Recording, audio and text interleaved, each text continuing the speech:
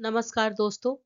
आज हम पढ़ेंगे रामधारी सिंह दिनकर की कविता हमारे कृषक, जो बीसीए थर्ड सेमेस्टर में है। कवि का एक संक्षिप्त परिचय जानते हैं। इनका जन्म 23 सितंबर 1908 को हुआ था। हिंदी के एक प्रमुख लेखक, कवि व निबंधकार थे। वे आधुनिक युग के श्रेष्ठ वीर रस के कवि के रूप में स्थापित हैं। राष्ट्रवाद अथवा राष्ट्रीयता को इनके काव्य की मूल भूमि मानते हुए इन्हें युग चारण व काल के चारण की संज्ञा दी गई है। उन्हें हिंदी साहित्य के कालखंड में छायावादोत्तर काल का प्रमुख कवि माना जाता है। इसके साथ ही उन्हें प्रगतिवादी कवियों में भी उच्च स्थान प्राप्त है। रामधारी सिंह दिनकर ने हिंदी साहित्य में गद्य और पद्य दोनों ही धाराओं में अपनी रचनाएं लिखी है। वह एक कवि, पत्रकार, निबंधकार होने के साथ साथ स्वतंत्रता सेनानी भी थे। रामधारी सिंह दिनकर की पहली रचना रेणुका है, जो 30 के दशक में प्रकाशित हुई थी। इसके कुछ साल बाद जब उनकी रचना हुंकार प्रकाशित हुई तो देश के युवा उनकी लेखनी से काफी प्रभावित हुए। दिनकर जी को उनकी रचना संस्कृति के 4 अध्याय के लिए 1959 में साहित्य अकादमी पुरस्कार से सम्मानित किया गया और 24 अप्रैल 1974 को इनका देहांत हो गया। दिनकर जी ने इस कविता में हमारे देश के किसानों की दुर्दशा का वर्णन इस कविता में किया है। जो गर्मी की तपती जेठ का महीना हो या पूस माह की ठंडक वाली रात हो, किसानों को कभी भी आराम नहीं मिलता है।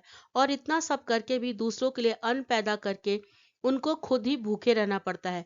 किसान के बच्चे भी भूख से तरसते हैं, दूध के लिए तरसते हैं, तड़पते हैं, और उनकी पत्नियां भी दुख सहती हैं। इस प्रकार हमारे देश के किसानों की दुर्दशा का वर्णन कवि ने इस कविता के माध्यम से किया है। जेठ हो कि पूस हो, हमारे कृषकों को आराम नहीं है।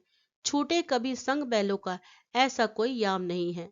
व्याख्या है कि हमारी कृषक यानी कि अ, जो किसान है वो एक मेहनती पुरुष है, लेकिन उनके मेहनत का प्रतिफल उन्हें नहीं मिलता है।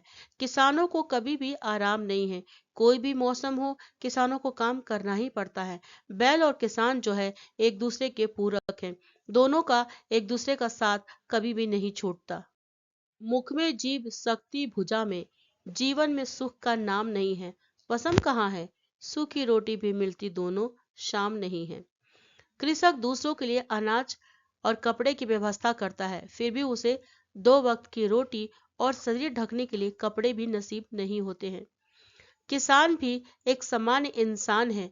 उसके मुंह में भी जीभ है, उसके शरीर में भी भुजा है, उसे भी भूख लगती है, उसे भी आराम की जरूरत है।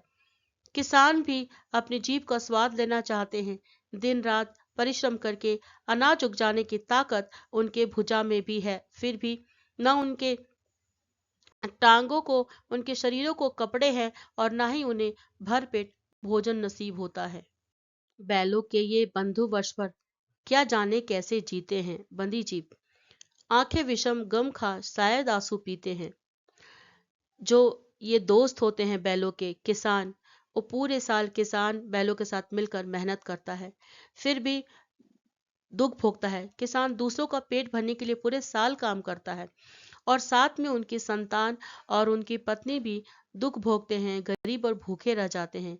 और जाने कैसे ये अपनी जीभ बांध कर ये पूरा जीवन जीते हैं और गम के आंसू पीते हैं।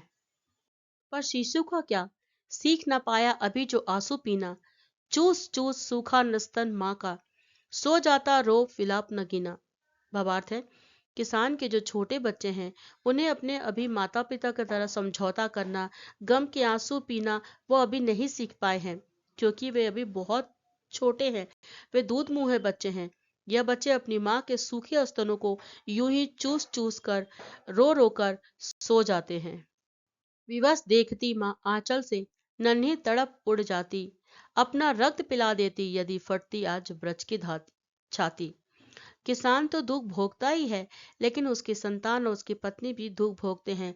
सारी दुनिया का पेट भरने के लिए, सभी को सुखी रखने के लिए वह जीवन भर कड़ी मेहनत करते हैं, मगर वह खुद जीवन भर गरीब और भूखे रह जाते हैं। उनके बच्चे भूख से तड़पते रहते हैं। एक माँ अपने आंचल में बच्चों को तड़पता हुआ मजबूरी से देखती रहती है। उस माँ का बस चले तो अपने शरीर का रक्त भी पिला दे। इस तकलीफ से उसका सीना जो है वो फटा जा रहा है। कब्र कब्र में अबोध बालकों की भूखी हट्टी रोती है। दूध दूध की कदम कदम पर सारी रात होती है। किसान और बैल दोनों एक दूसरे के बंधु हैं। जो किसान पूरी दुनिया के लिए साल भर खेती मजदूरी करता है, उनके बच्चे ही भूख से तड़प तड़प कर रो रो के मर जाते हैं। किसान के छोटे बच्चे जो दूध के लिए तरस तरस कर चले गए हैं, मानो मरने के बाद भी उनकी हड्डी दूध के लिए तरस रही है, रो रही है, जैसे वो दूध के लिए अब वह कब्र में अभी भी रो रहे हो। दूध दूध दूध ओ वत्स, मंदिरों में बहरे पाषाण है यहाँ। दूध तारे बोलो, इन बच्चों के भगवान कहाँ हैं। जो लोग किसी की उगाई अन्न या कपड़ों से सुखद जीवन यापन करते हैं, ऐसे लोग, जो लोग उगाते हैं उनके बारे में कभी नहीं सोचते कि ये जो कपड़े पहने हैं और जो ये अन्न है वो कहाँ से आया है। मंदिरों में पत्थर भी बहरे होकर बैठे हैं, और कवि ने ऐसे लोगों को बहरा और पत्थर दिल कहा है जिस पर कोई प्रभाव नहीं पड़ता।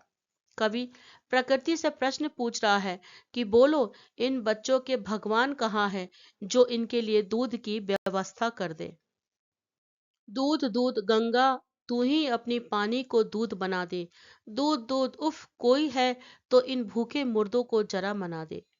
कवि दूध के लिए परेशान हो जाता है, किसानों के बच्चों के दूध के लिए।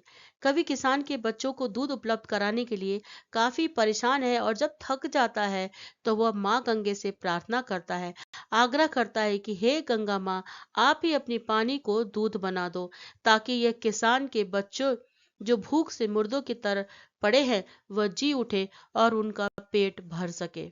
दूध दूध दुनिया सोती है, लाऊं कहाँ किस घर से। दूध दूध हे गगन के, कुछ बूंदे टपका अंबर से। हमारे किसानों की हालत इतनी बुरी है कि उनके बच्चे जो हैं दूध के लिए तरस जाते हैं, और कवि जो है वो दूध की व्यवस्था नहीं कर पाता, ना ही कोई उनको सामाजिक सहायता मिलती है। तो पहले तो कवि गंगा नदी से प्रार्थना करते हैं कि तुम तो जीवनदायिनी हो, अपने दूध अपने पानी को ही दूध बना दो, ताकि किसानों के बच्चे का पेट भर सके। वो छोटे बच्चे हैं और दूध के अभाव में वो मर रहे हैं, इनको जीवन दो।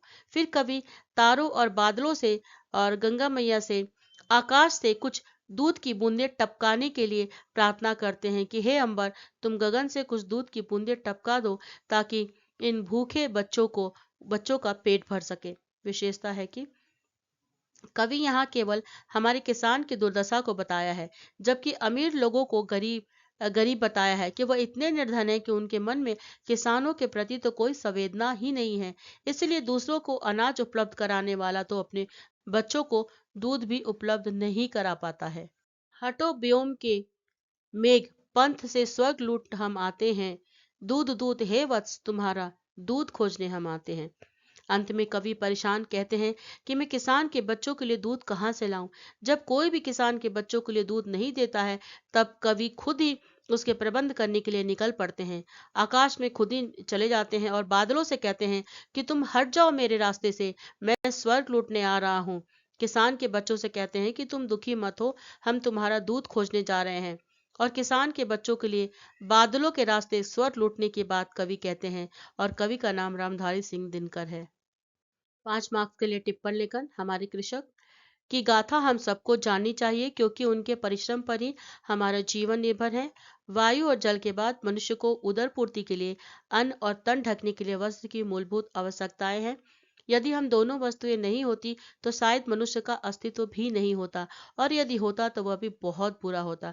आज जब हम अन्न और वस्त्र का सेवन करते हैं तो हमारे मन में यह सोच तक नहीं आता कि यह अन्न के दाने हमारे लिए कौन पैदा कर रहा है।